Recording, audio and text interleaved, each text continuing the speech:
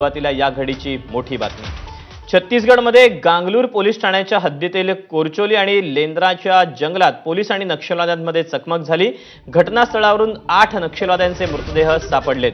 DRG, CRPF, cobra आणि बस्त बटालियनचे जवान आणि नक्षलवाद्यांमध्ये अजूनही चकमक सुरूच आहे। सकाळी 6 वाजल्यापासून नक्षलवाद्यांसोबत जवानांची चकमक सुरू आहे। चकमकीत अनेक स्वयंचलित शस्त्र जप्त झाल्याची माहिती समोर येते। अधिकचे अपडेट जाणून घेत आपला प्रतिनिधी रोमित तोंबरलावर आपल्या सोबत आहे। रोमित, सकाळपासून ही चकमक आतापर्यंत सुरू असल्याचं समजतंय, काय अधिकचे तपशील आहेत या चकमकीबद्दलचे?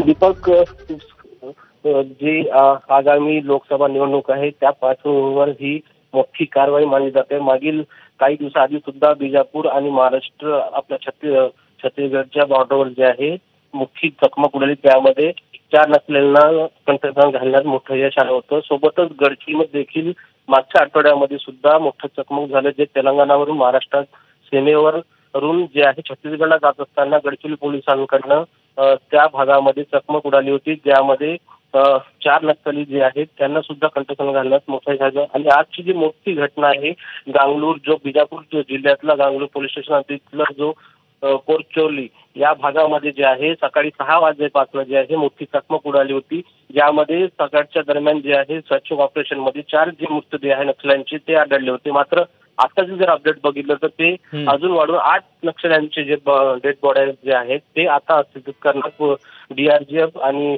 कोब्रा बटालियन त्या भागामध्ये जे सर्च ऑपरेशन सुरू होतं आणि त्याच भागामध्ये जे आहे अजूनही कॉम्बिंग ऑपरेशन सुरू आहे। महत्त्वाचं म्हणजे आगामी लोकसभा निवडणुकीच्या पार्श्वभूमीवर जर बघितलं तर ही पोलिसांसाठी मोठी यश मानलं जात आहे। दीपक, रोमित, धन्यवाद दिलेल्या सगळ्या सविस्तर माहितीबद्दल। रत्नागिरी सिंधू